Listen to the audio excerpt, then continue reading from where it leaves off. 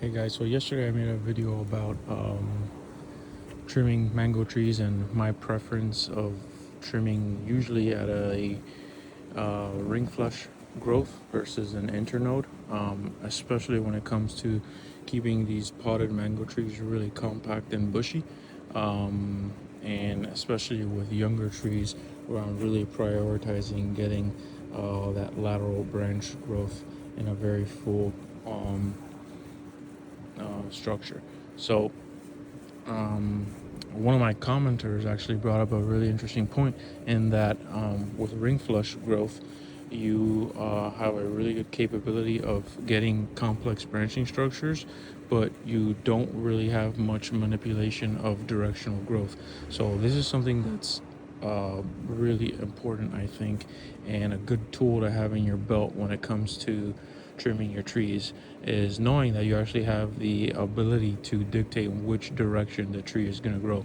So here, for example, this branch here was tipped at the ring flush growth, and I got a very symmetrical growth pattern in 360 degrees at that point. So now there's four branches here, 1, 2, 3, 4, all growing kind of in a spread out even direction. Versus here, this cut here, this used to be the branch right here going straight up this way. This cut was made. The leaf, so this leaf right here is always going to have a dormant bud right on top of it. And the leaf right below it is also going to have a dormant bud right on top of it. Usually when you make a cut at an internode, so in between two leaves, so like if I was to cut between here and here, or actually let's get this to focus. If I was to cut here, then I would most likely get a branch from here and a branch from here.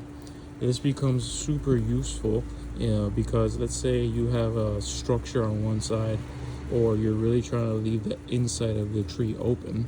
Then what I would do is I would pick in which direction I'd want my future branch to grow.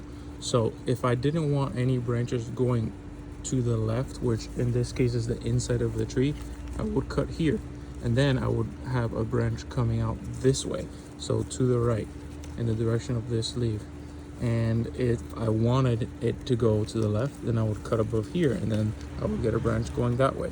So that technique is gonna give you the ability to really dictate which direction your tree grows, which is super useful.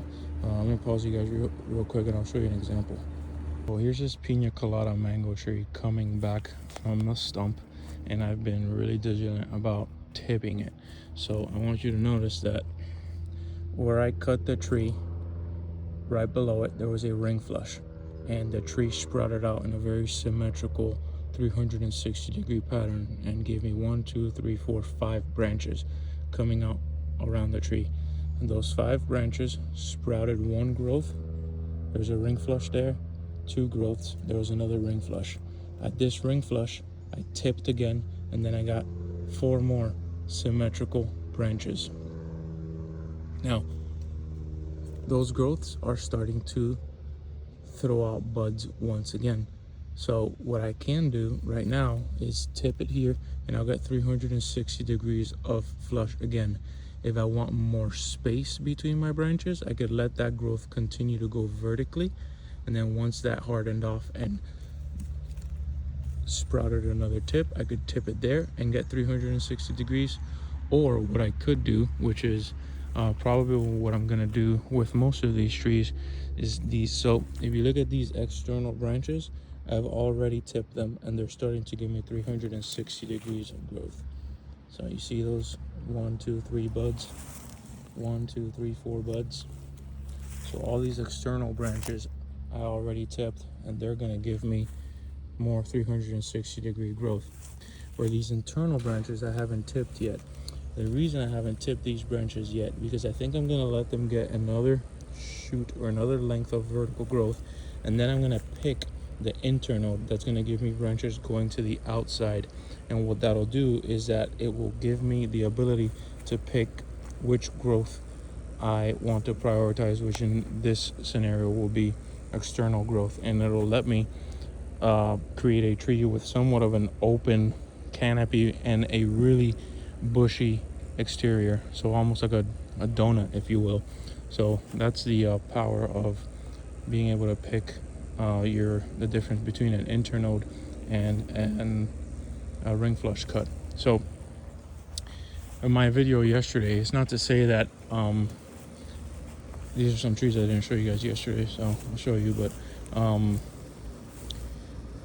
ring flush cuts are my preference, especially when creating new canopies. But it's not to say that internode cuts are useless. They're definitely useful, but when it comes to maintaining a tree's height and getting a dense canopy, they can be kind of, to me, a waste of time. Now, I have heard some people that are really educated on mango trees say that internode cuts are better than ring flush cuts, but they haven't really said why. So yeah, if anybody knows why that is, other than the reasons I already stated, that would be super interesting to know. Maybe it creates a weaker joint. That's one reason I can think of. But especially if you're dealing with a tree that wants to really grow vertically, sometimes those internode cuts can just continue to promote vertical growth, and you're kind of just wasting your time. And I would go for a ring flush cut. That's my personal preference. Once the trees are ready at kind of the size that you want, and has the shape that you want, the cuts don't really matter too much, because you're just bringing it back to the same point every year. But especially when you're developing a tree, knowing the difference between the type of cuts is pretty important.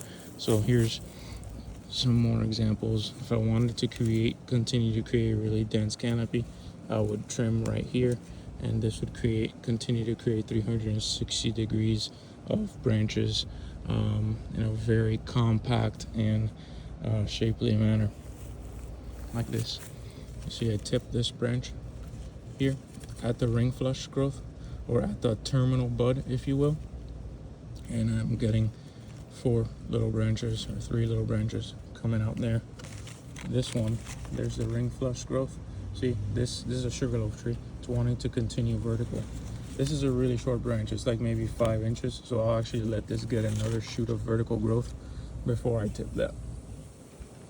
So I hope that clears things up, and I hope that's useful. That was a super insightful comment by that viewer, and definitely thought-provoking. So anyways, I hope you guys enjoy. Any more questions or ideas? This is a subject I love exploring. All right, guys, take it easy.